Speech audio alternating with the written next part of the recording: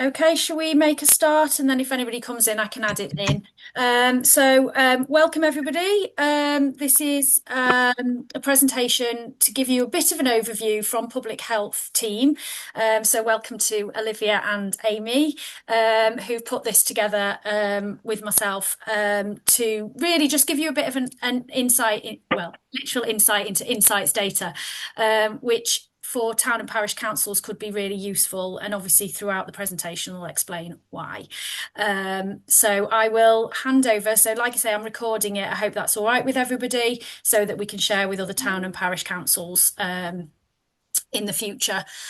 We are looking at other ways to support town and parish councils on this. So if you've got any feedback throughout the session or any questions, pop them into the chat. I'll keep an eye on that, and hopefully we can answer your questions as we go along. If we can't, we will certainly help to do that in the future. So I will hand over to Olivia and Amy, and they will go through the slides for us. Great, thanks, Lucy. Hi, everyone. I'm just going to get my screen set up on screen share, so bear with me a minute. Can everyone see that okay? Yeah, that's great. Thanks. Brilliant. Okay, yeah, so great to meet you, everyone. My name's Olivia. I'm an advanced public health practitioner at the County Council, and I am also joined by my colleague Amy, who is on the call as well.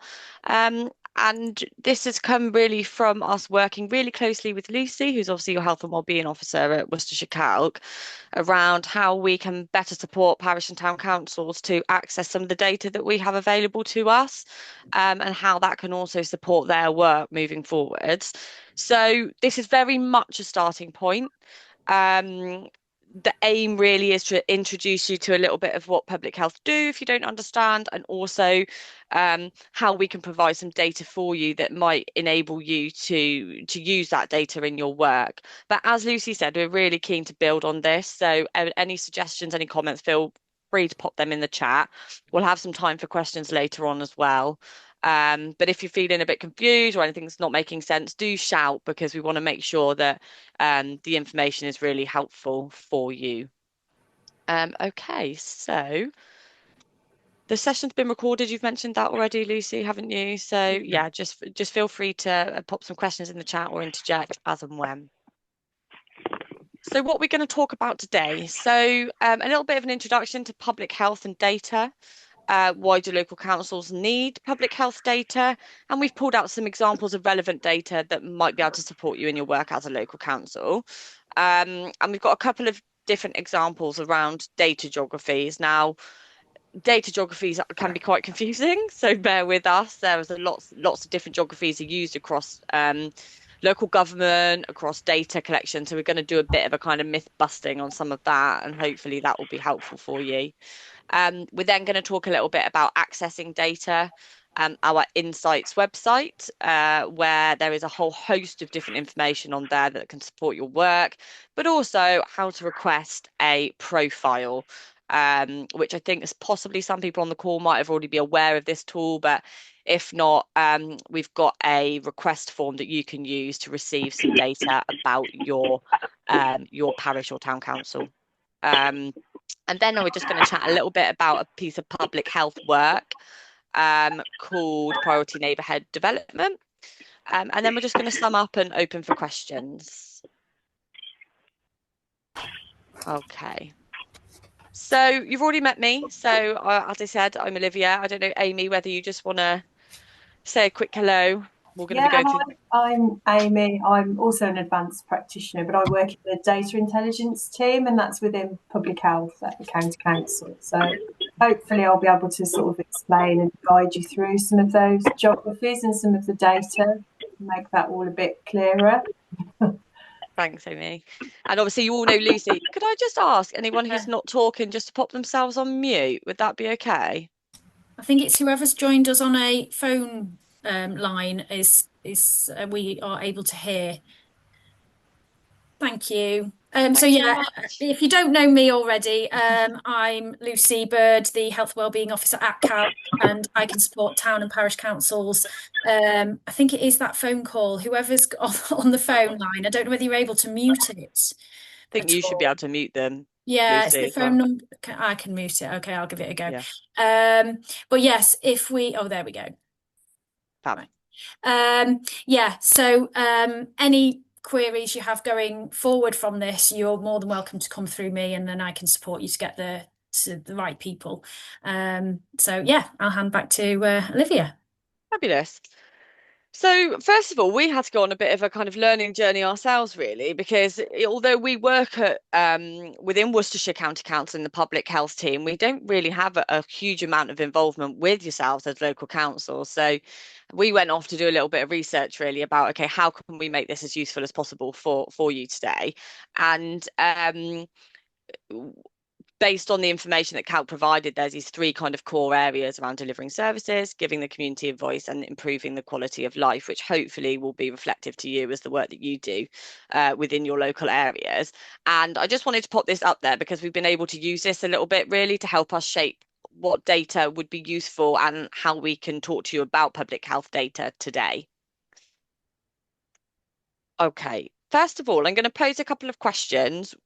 You'll feel free to pop some answers into the chat if you want to, but don't worry if you don't want to. But we just wanted to get a little bit of an idea really around, do you currently use data?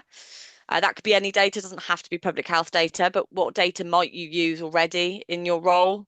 And also a second question around, do you feel that you can access the data that you need? So if you want to just reflect on those, Lucy is also going to be sending around a short survey after this webinar, which will include some of these questions anyway. So, but I just wanted to kind of orientate the session here, just thinking about, okay, how do we use data in your roles as parish and town councils? So like I say, feel free to put something in the chat.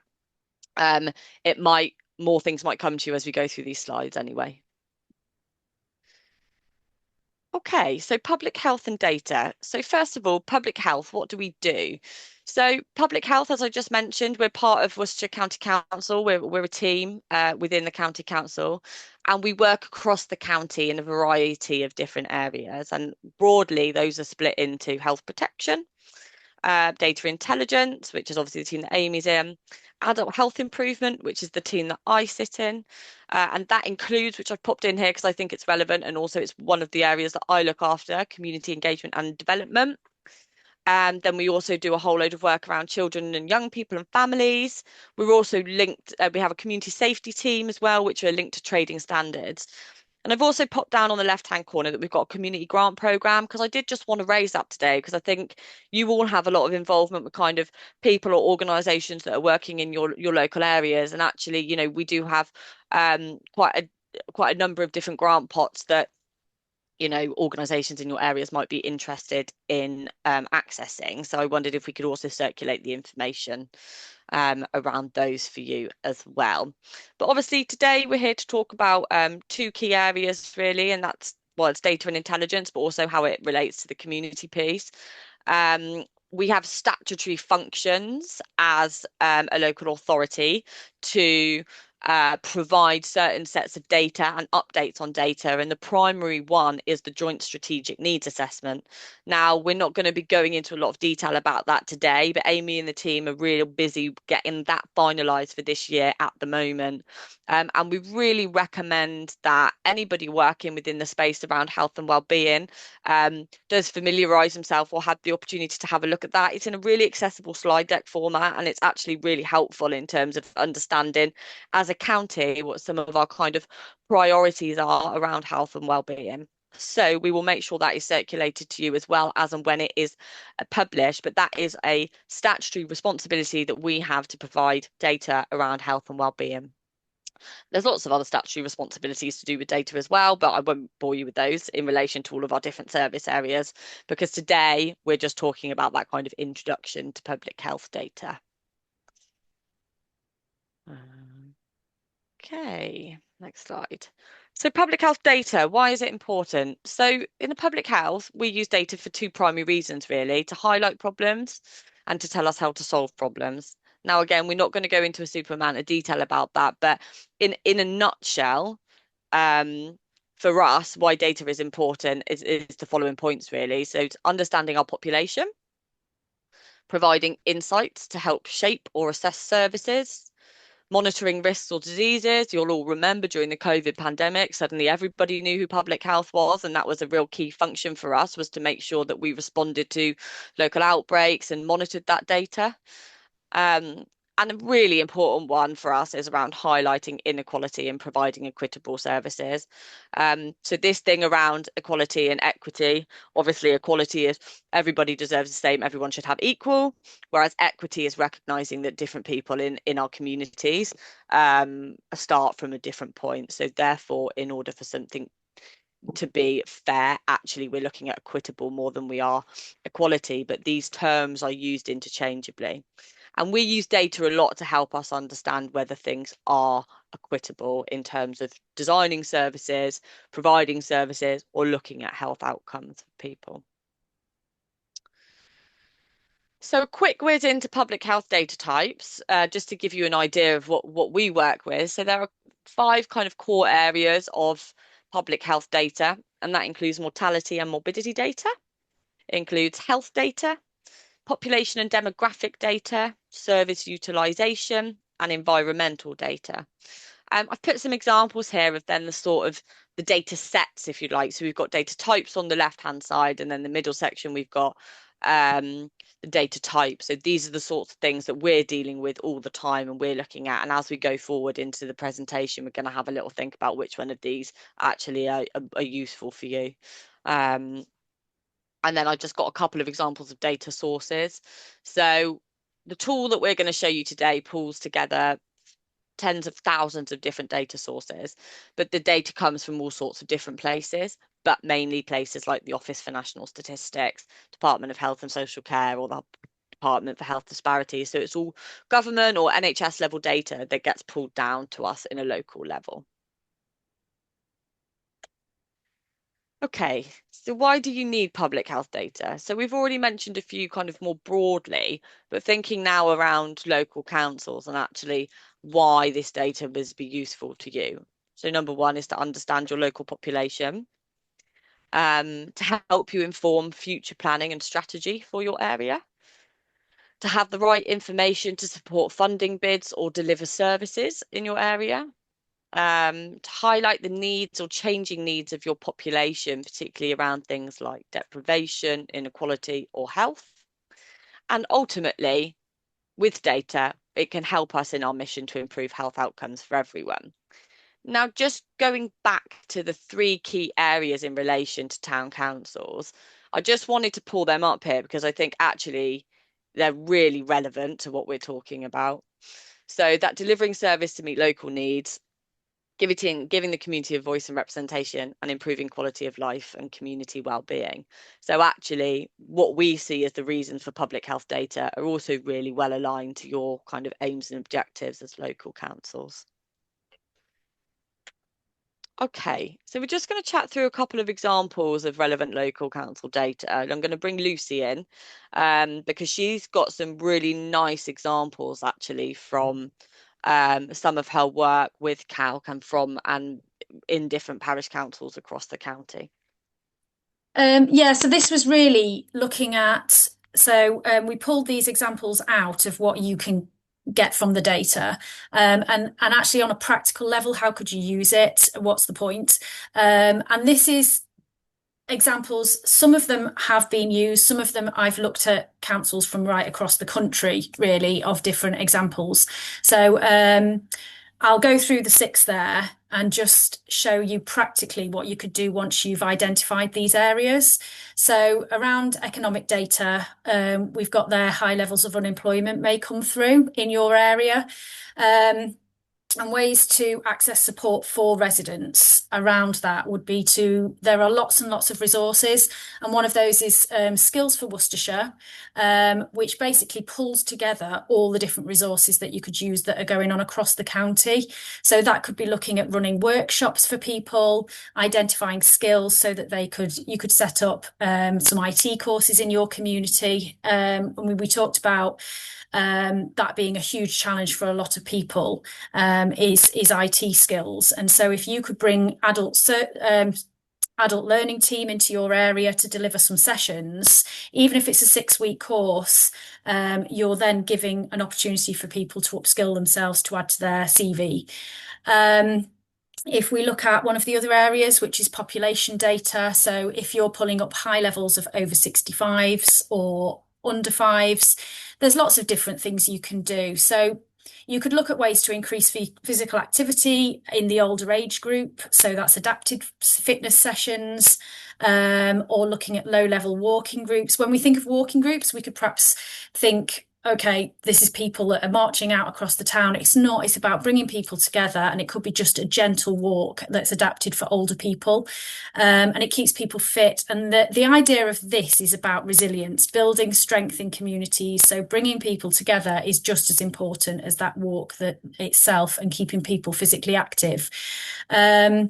And if you're looking at the under fives age bracket, maybe it's identifying, and this has come up in a couple of different areas, identifying the local family hub, which is, they used to be Sure Start centres or children's centres. Now they're called family hubs, and they offer lots of support for parents and families right up to the age of 25, is it? So it's just identifying those support organisations in the county that you could work with. When it comes to running health walks and things, Worcestershire Health Walk have their own website where you can train walk leaders in your area.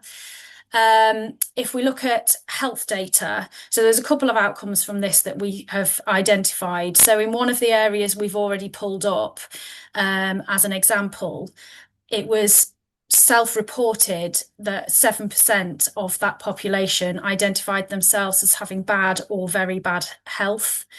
If that's an area that you're in, so I think that was Pickersley, was it, that we identified in Malvern?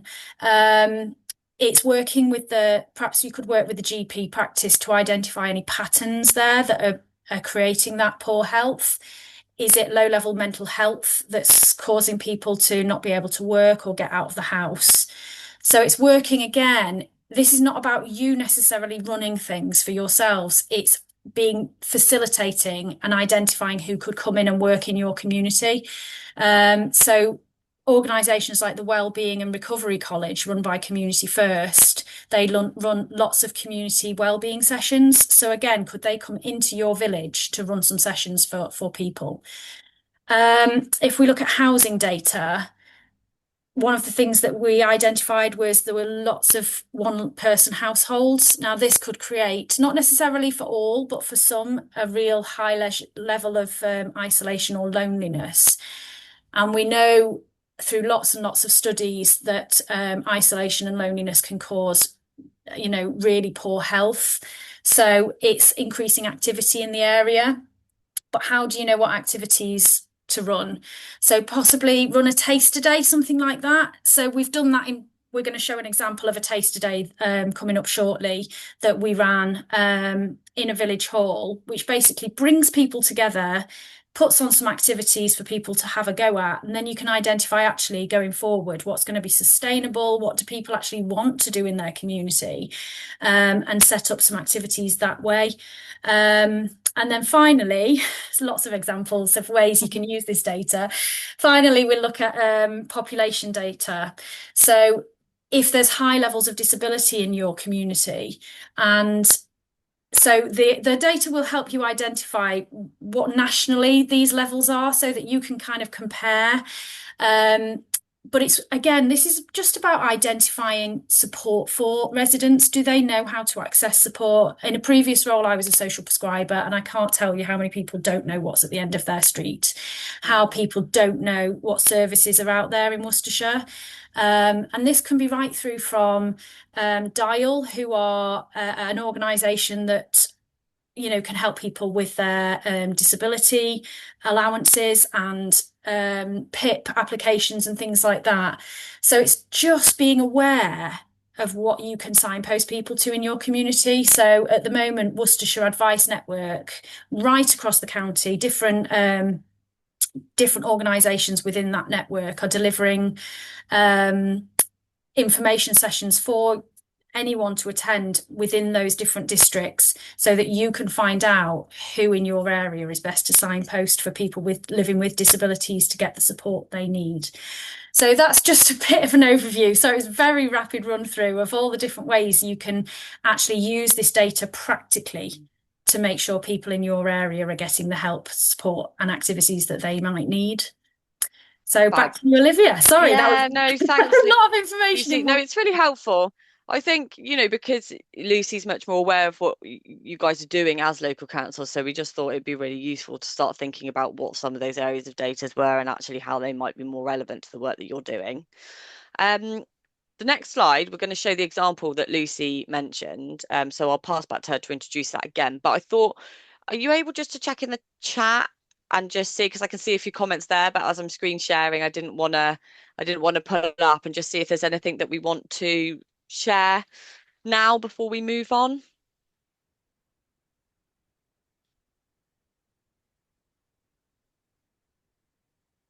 I'm just having a look at. So, I mean, data that people have been using is around electoral roll data. Yeah. So there's some areas are saying no, not at all, and Yeah. the data can come from anywhere really, but it's whether you use data at all to shape what your strategy is, and so hopefully this will be able to show you how you can use that data. Fabulous. All right, then we'll carry on. I'm going to try and play a video, which we all know sometimes does not work in PowerPoint. But Lucy, did you just want to introduce this one for Yeah, us? so this was done in a previous role. This was when I worked, and it came from the parish council actually, who approached me to say that they had identified that they were a community with quite a high number of older residents, and not a lot that was actually happening within that village hall that could bring people together. And so we worked with Active Hereford and Worcestershire. We brought them in to support doing a taster day in the community. And actually, this was done, nearly 2 years ago, and those groups are still running. So it just shows where it can create community-led groups, which is one of the groups that we set up, and then one that was set up through a fitness instructor to do some adapted seated exercise. And both of those groups are still running and have adapted and working with the community really well. So this is showing how it all started. Let's see if it works, shall we? Can you hear it? No sound. No sound. Okay. Bear with. I think that will be because of my screen share. Give me 2 secs. I'll just try and redo that. Share sound. There we go.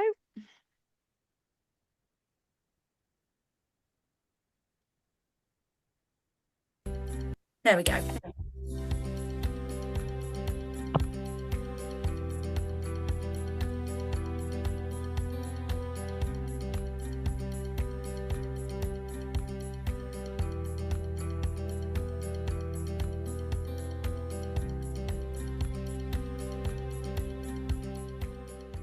So our Community Count is a national community lottery funded project. It's part of Active Herefordshire and Worcestershire, and we focus on supporting rural communities across Herefordshire and Worcestershire to help bring either physical activity or creative art into their local assets, such as a village hall or a community hall, for example, to help bring people together to ideally reduce isolation and loneliness within the community. So today at Hampton Lovett Village Hall, we are having a bit of a Christmas celebration with the residents, but on top of that, it's giving people the opportunity to try out the activities that we're going to start bringing in regularly in the new year at the Village Hall.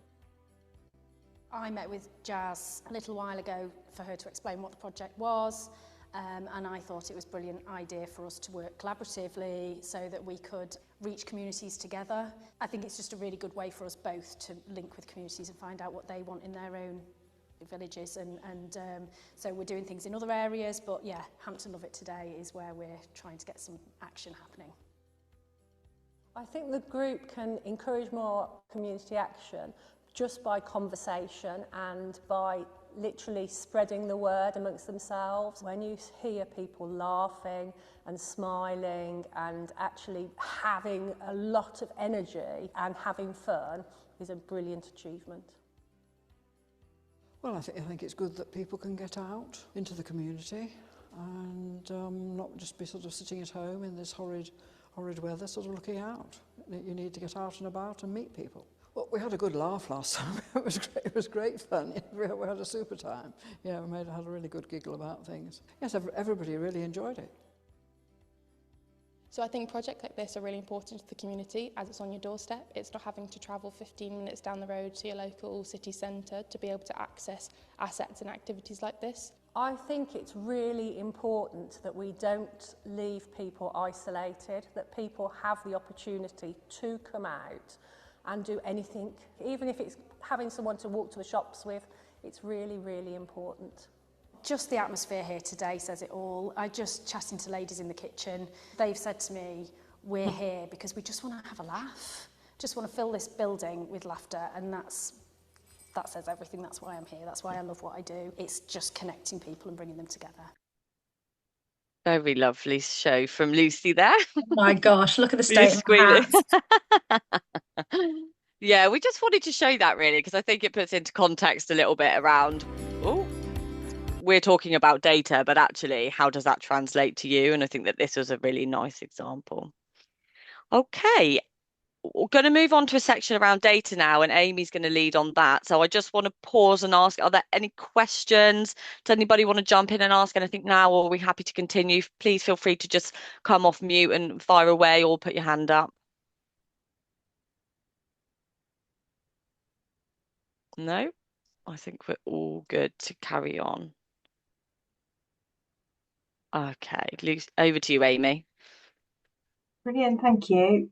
So I'm here today to help try to guide you really and explain these data geographies because they can be confusing and they can be a bit difficult sometimes for people to get their heads around. So if there are any questions, just feel free to interrupt so we can make sure everyone's understanding as I'm going through it.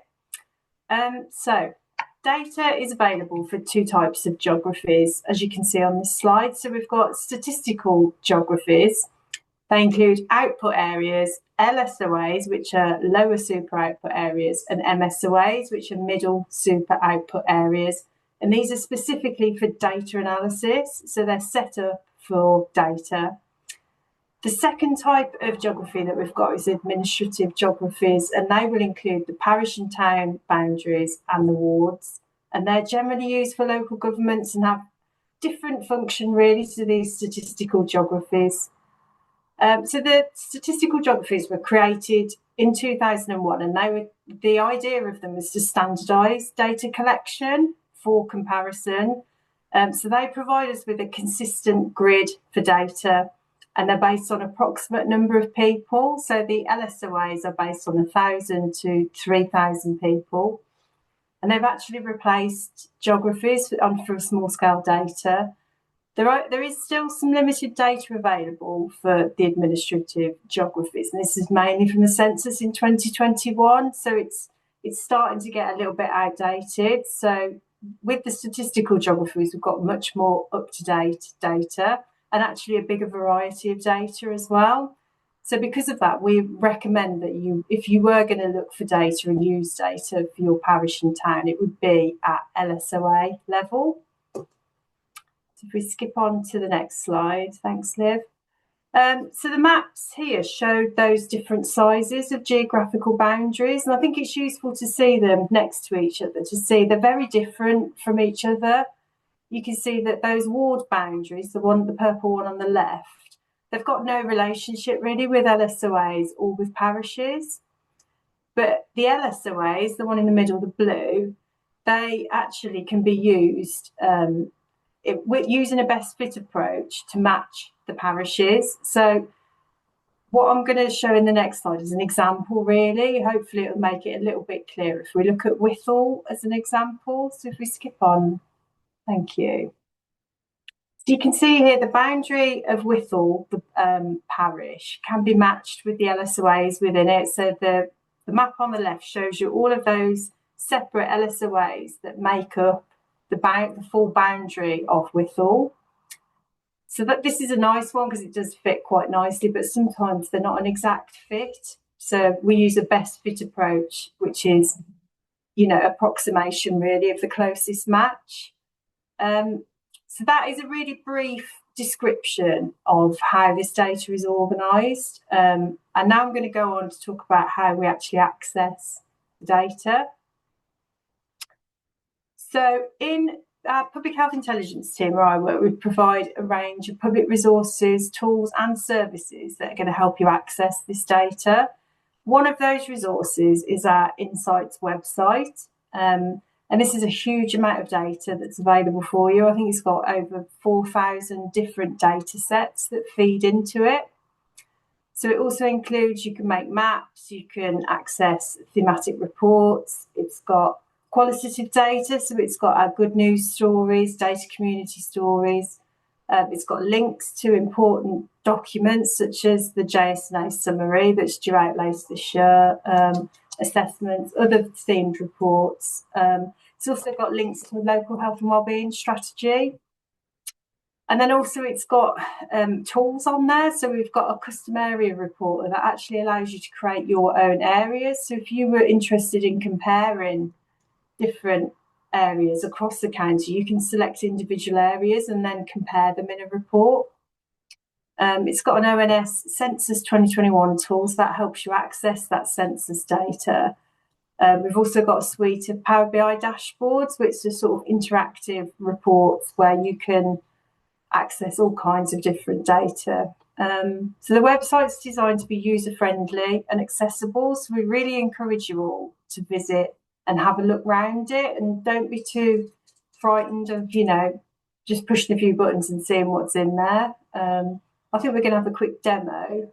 Yeah, I was just going to open up the link really just to show you what the website looks like, but we've got 2 screenshots there, so I'll just whiz my slides around. So when you land on the website, this is what it will look like. Now, slight disclaimer, we're currently doing some improvement works to this website. So although it won't change massively, it might change a little bit. But the links will be distributed to you, but you can see it. So it's insights@worcestershire.gov. And when you land on it, this is a kind of home page, but you can either go on to the news section and you can look at it via places. And we've got a whole host of different good news stories or stories about health and wellbeing data, stories about health and wellbeing outcomes, all sorts of different things. So I really recommend you to go and have a little bit. And also, if you know of anything in your local area that you would like to add to this, you can absolutely get in touch with Lucy or ourselves to add to that. And have a little explore of the different kind of categories, etc. But the data tab, which I'm going to click on now, this is what the homepage looks like currently. And there's a few things there that obviously Amy's mentioned already. So we've got the joint strategic needs assessment summaries, and the various other tools that we've got there as well. I'm not going to go into any further detail because we've got a little bit to get through still, but I just wanted to show you that this is what the site looks like as you land on it. Sorry to interrupt. Doug has just put on the chat, can we publish the output from these reports? Which reports is that? I think if you can just hold fire on that question, because I think we might come on to it. Might come it, yeah. Yeah, I think we might come on to it, but if we don't pick it up at the end, Doug, please feel free to ask us again. Right, next slide. Fab. So the good news is we kind of recognise that this isn't that easy for you to access. So we've provided a service where you can request population profiles from our team. So what we will do as the data team, we'll use that Insights website and we'll build a report for you, and we'll use the LSOAs that are contained within your parish or town, whichever you've requested, and we'll email you the links to those reports from our Insights website. So they'll be under 6 themes, which are health, children and young people, crime, housing, environment and economy. So we've got a link there to the actual form. I think we're going to just show the form as well. Yeah, I'll show it again. I mean, you've got a screenshot there, but again, we just thought it's helpful. When you click through to that link, it will bring you up to this form here. So you just press start now, and there are some key details that you need to put in. And then the team will get back to you with the report. So it's really straightforward. So you can just pop that in. I know, Lucy, you've done that a few times. I don't know if there's any people on the meeting who have actually used that form and requested any data as well, who can kind of share their experience or want to add anything at this point. Yeah, I got one for Hartlebury, who are just in the process of kind of looking at that. They've been doing an awful lot of work around their strategy group. So yeah, we requested one, and a whole heap of that data came through, which was really useful. And I think Malvern Town have had some profiles on the different areas within Malvern Town itself. So I suppose it's then, once you've got that data, what do you do with it? So that's hopefully what we can show a little bit today. Shall I go next slide? Yeah, so we thought it'd be useful just to give an example really of what you'll get back when you do request one of those profiles. This is the sort of thing you get back. So this is Hartlebury. We used as an example, so you can see Hartlebury's made up of two LSOAs, which is Wychavon 001B and Wychavon 001C. And then we've combined those using our Insights website, and that has built those reports under those 6 themes. So each of those there are a hyperlink to a report that will take you to our Insights website and give you the specific profiles for whichever parish or town you've requested. I'm just going to open some of those by way of an example. Just give me 2 seconds.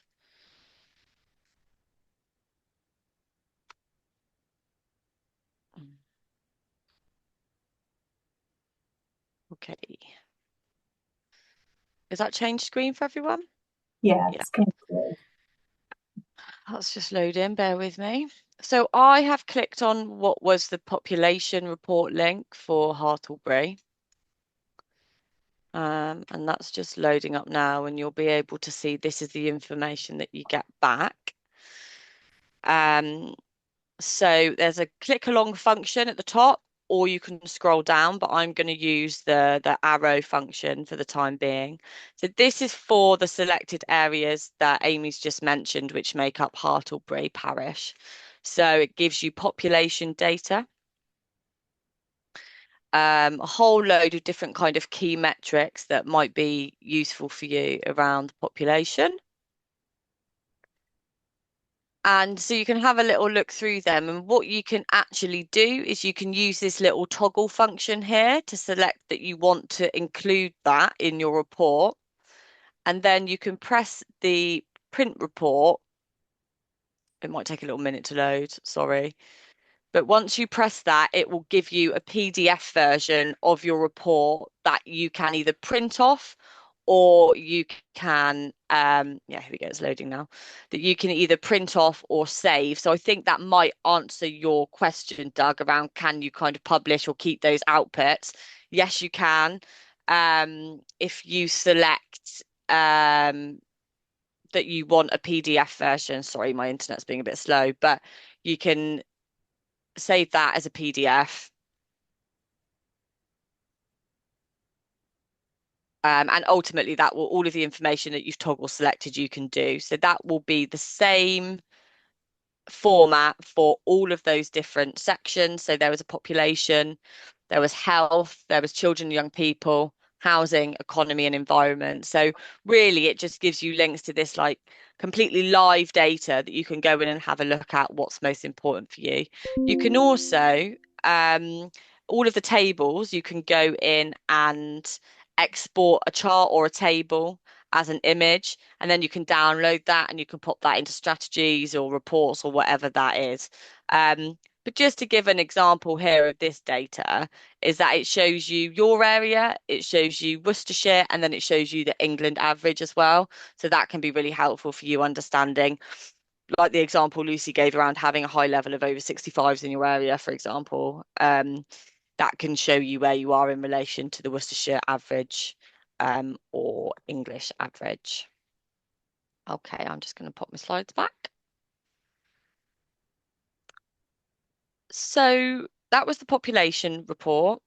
and you will get that for all of those key areas that we have available to us. There is also a link to the ONS census data, which gives you even more options of how you want to look at your population. But as standard, when you use the request form, this is what you will get back. Were there any comments about Yeah, that? Amy, there's a question there. How often is the data updated? I noticed the data on the info on screen is 2022.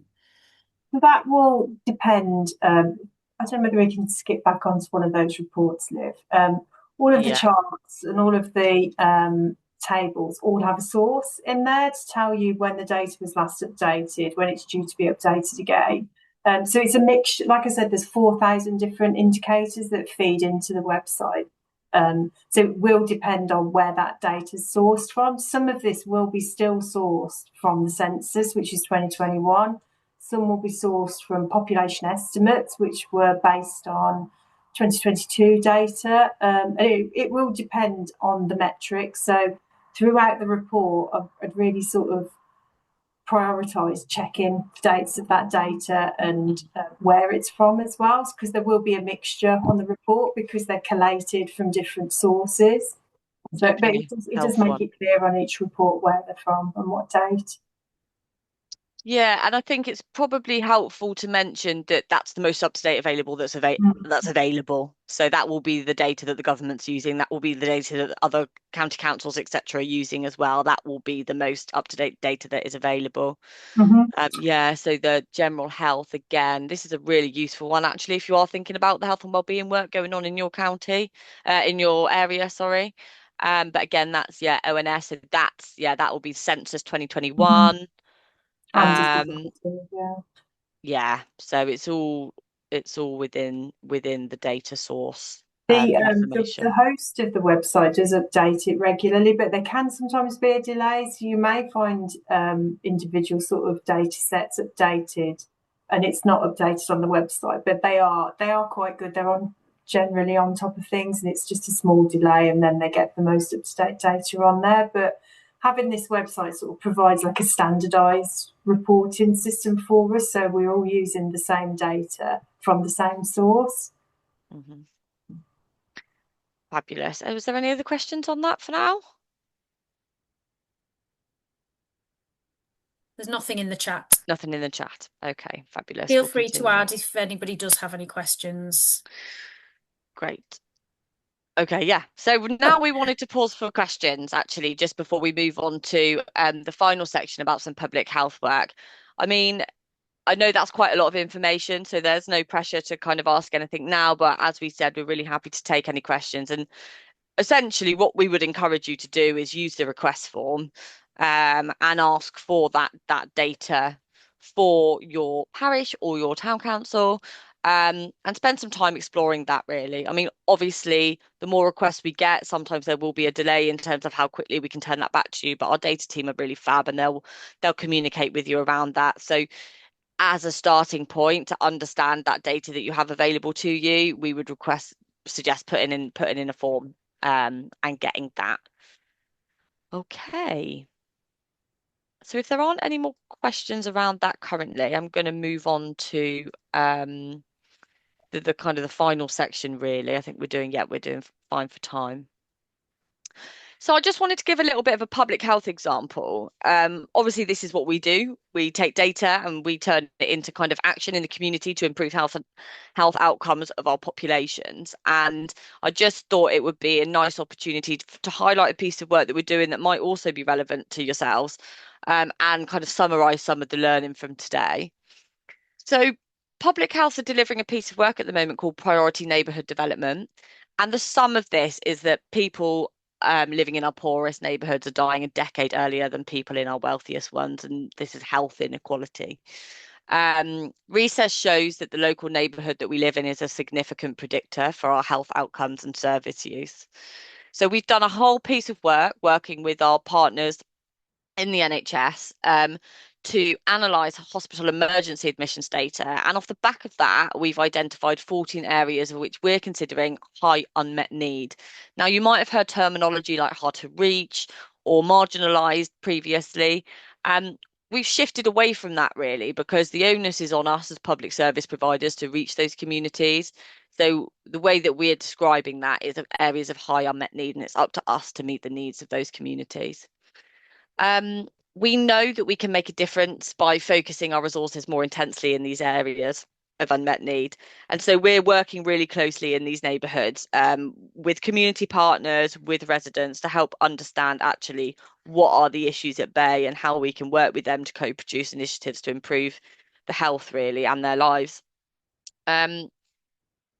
So I just wanted to pull up what these priority neighbourhood development areas were, and you'll see that there's some in pink there, and those are ones, I hope we've got this right, and apologies if we've missed off any, but these are the ones that we know are related to parished areas. Now, obviously, you'll be aware this has been a learning curve for us, but not all areas are parished. So 8 of our 14 areas are in Redditch. We've got 2 in Wyre Forest, 1 in Malvern, a couple in Worcester, and 1 in Wychavon in Evesham area. Now, some of those are in parished areas.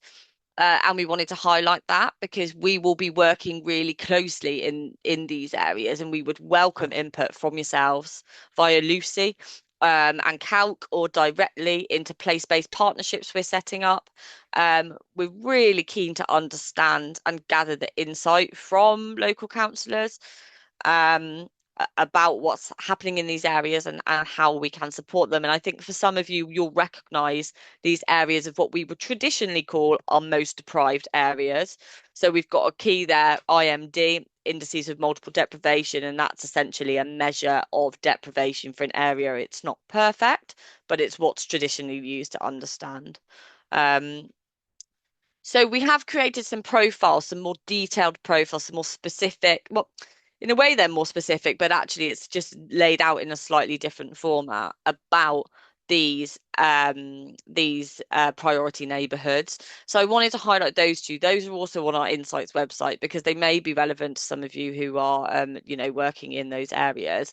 And again, they're just a slightly different format to the email links that you'll get sent through for parish data reports, but you can access those through the Insights work. Can I just interject there, Olivia? Yeah. No, it was just to say that, I know when we've sent profiles through and it's all broken up into those different areas. What you can look at these examples of is what you can pull out of those, all of those different resources, and you can format it to basically just summarise which areas are going to be helpful to you as a council to add to your strategy. I mean, one of the Councillor Sean has just put a message saying, can we use this data as part of our parish plan? Parish plans are pretty flexible documents. They're effectively what councils can use to become an action plan or a part of their strategy. And helps them to identify priorities. So yes, absolutely, this data could be, and if you haven't before, which probably is the case in many of the parishes across the county, if you haven't before, there's absolutely no reason why you can't include this as part of your parish plan to help you identify those needs and actually help you direct some questions and specific target groups in the area that you might want to work with and talk to and engage with. So yeah, absolutely. But I think these documents that Olivia is highlighting now just show how you can summarise that data to create a working document. I think that's key from that sort of example. Brilliant. Thank you, Lucy. Was there any other comments in the chat? No, it was just that. Fabulous. Yeah, and actually Lucy's just picked on, so one of my main hats that I wear at Public Health is actually community engagement and intelligence. I run our team and I oversee sort of everything we do around health insight gathering, engaging with community members on a range of different issues. And coming back to those 3 key areas for local councils and that giving the community a voice piece, I think actually this data can be such a great starting point to go and do some community engagement and to understand what the issues are. And I know Lucy's kind of alluded to it a little bit, but if you notice something in your data, for example, my population's old, really go out and start to talk to the members of that community. It can be a really good starting point for community engagement. And I'm happy to have any conversations around that or support or anything if people are, want to discuss ways to do some engagement around that data at a later point.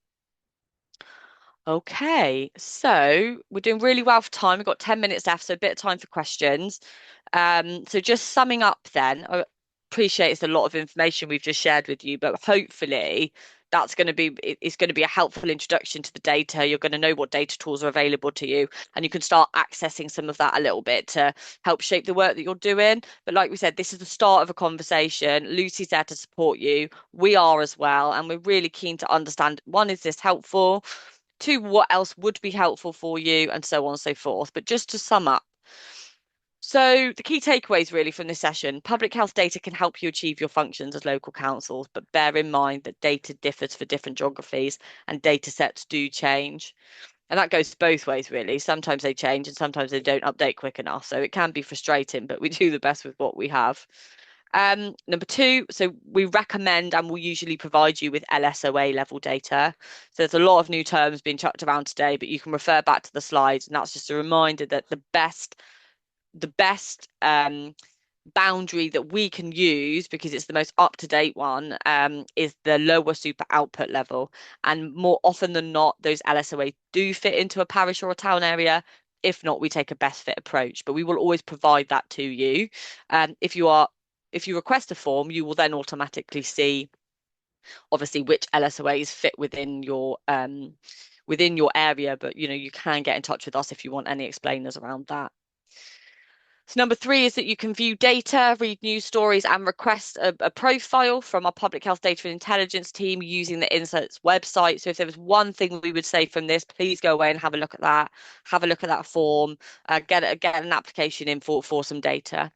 And then finally, yeah, obviously you can contact Lucy in the first instance for more support around this, but we are just at the end of an email as well, and we're really happy to provide those reports for you and kind of answer any queries that you might have. So that's the end of my slide deck. I'm going to stop sharing because I can't see anyone, but really welcome any questions from So the chat. John has put one in the chat. Can statistical geography be taken down to postcode level? For instance, adding new housing estates within a village. No, unfortunately not. No, we are restricted really to these set kind of output areas that the ONS generally use. And the lowest one is output area, which is, I think, is about 100 people. Generally, data doesn't go down that small though. The kind of recommended lowest level is this LSOA, lower super output area level. So yeah, we can't go down to postcode.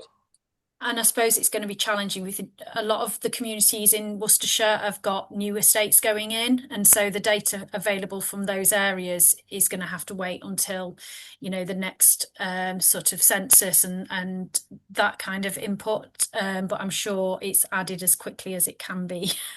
Mm-hmm. Yeah, Another, with our thought sorry, on John. that is our thought on that is that in trying to map residents' needs and aspirations, those that have come into the village into new estates have a very different experience from those who have been in the older parts and possibly traditional communities. So it would be useful to be able to probe that, but we'll have to find other ways.